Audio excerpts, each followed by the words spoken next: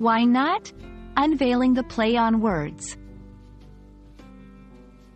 Hello, dear language learners. Today, we're diving deep into a playful and punny phrase, why not? We'll explore its meaning, its origins, and how you can use it in everyday conversations. Let's get started. Why not?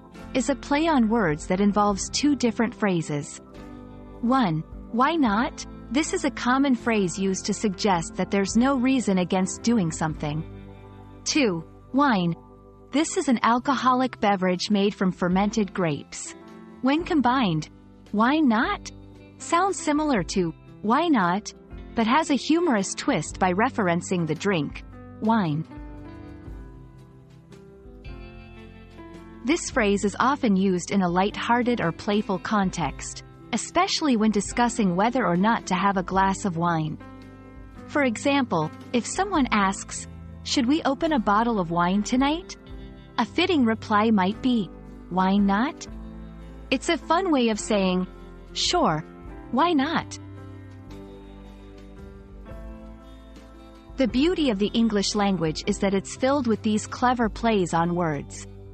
While why not specifically refers to wine, you can find or even create other puns that play with sound-alike words.